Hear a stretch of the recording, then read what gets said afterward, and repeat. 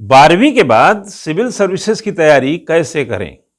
जो विद्यार्थी 12वीं में हैं या 12वीं उत्तीर्ण कर चुके हैं, उनके मन में यह सवाल रहता है कि आखिर ग्रेजुएशन के साथ सिविल सर्विसेज की तैयारी कैसे करें?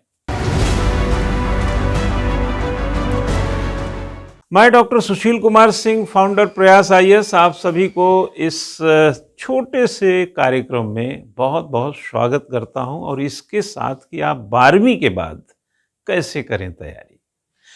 12वीं परीक्षा के बाद तैयारी का एक सूझबूझ और एक समझदारी का प्रमाण यह है कि ग्रेजुएशन के साथ 3 साल का पूरा मौका मिलता है सिविल सर्विसेज के सिलेबस को पढ़ने का। आप चाहे बीए में हो, बीएससी में हो, बीकॉम में हो, बीटेक करते हो या और किसी डिग्री में बीसीए वगैरह जो भी प्रोफेशनल डिग्री कर रहे हैं, अगर इसके साथ आपके मन में ये ख्याल है कि हमें सिविल सर्विसेज में जाना है, तो उनके लिए बहुत कम शब्दों में, बहुत कम समय में 2-3 बातें बता देता हूँ।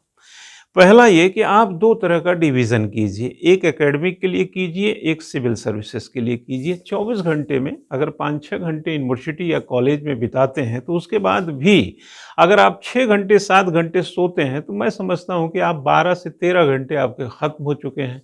बचे हुए टाइम में आप एकेडमिक और प्रोफेशनल यानी कि सिविल सर्विसेज को डिफाइन और डिवाइड कर लें और उसमें से 3 से 4 घंटे भी अगर सिविल सर्विसेज की तैयारी के लिए आप निकाल लेते हैं 2 सिटिंग में, ओनली 2 सिटिंग, 2-2 आवर का, 1.5 घंटे का, तब भी आप देखेंगे क्रमिक तौर पे 3 साल, क्योंकि हम लोग जब पढ़ाते हैं तो 1 साल के भीतर सिविल सर्विसेज के प्रीलिम्स और मेंस के उन तमाम विषयों को पूरी तरह से न केवल पढ़ाते हैं बल्कि assignment, mock test, writing practice, notes वगैरह के साथ पूरी तरह प्रेजेंटेशन सिखा चुके होते हैं। तो आपके पास 3 साल का वक्त है और 3 से 4 घंटे भी अगर आप वक्त देते हैं तो आप इसको इकट्ठा कीजिए 3 साल में, आप 1 साल की तुलना में फिर भी बहुत ज़्यादा रहते हैं। हाँ, आपकी उम्र कम रहती है, कैसे अखबार पढ़ें, कैसे पत्रिका पढ़ें, कैसे किताबें पढ़ें, इसकी समझ आपको कम हो सकती है, लेकिन आप ऐसे वीडियो के माध्यम से कुछ इसके मंत्र को सीख सकते हैं।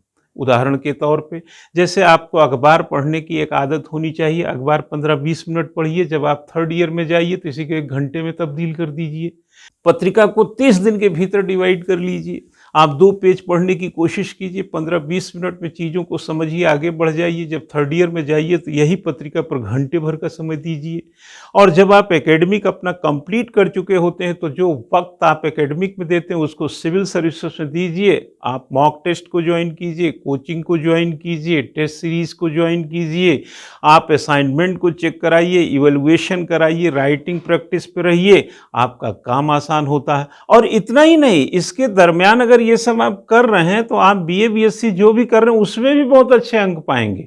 तो 12वीं के बाद सिविल सर्विसेज की तैयारी का जो पूरा मानक है, मैं सिलेबस की दृष्टि से आपको नहीं बताया, इसमें कम से कम आप 1.5 दर्जन अलग अलग तरीके के पाठ्यक्रम पाते हैं जो आपके एकेडमिक यानी कि जो बीए बीएससी जो भी कर रहे हैं उससे कहीं ना कहीं मेल खाता है। और सबसे बड़ी बात है कि आप अगर सीबीएसई बोर्ड के हैं, उत्तराखंड बोर्ड के हैं, यूपी बोर्ड के हैं, आईसीएसई बोर्ड के हैं, आप एनसीईआरटी की 6 से लेकर 12th तक की कुछ किताबें उसमें नहीं लागू होंगी, लेकिन बहुत सारी किताबों को क्रमिक तौर पर पढ़ते रहिए धीरे धीरे।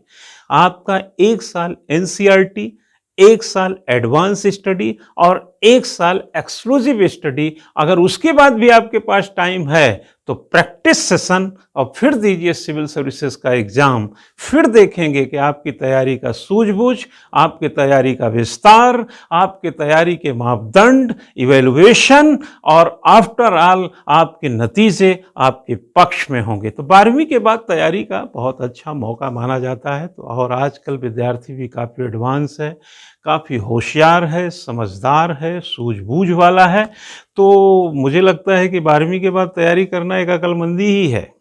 और हम जैसे जो मेंटोर होते हैं उनकी अगर आप मदद लेकर के इस तैयारी में उतरते हैं तो काफ़ी हद तक आपकी सरलता, सघनता, स्पष्टता और आपके परीक्षा के तरफ जो यात्रा है वो काफ़ी सुगम और आसान हो जाता है। आप बाकी चीज़ें आप भी समझते रहिए और ज़रूरत है तो मिलते रहिए। Thank you very much.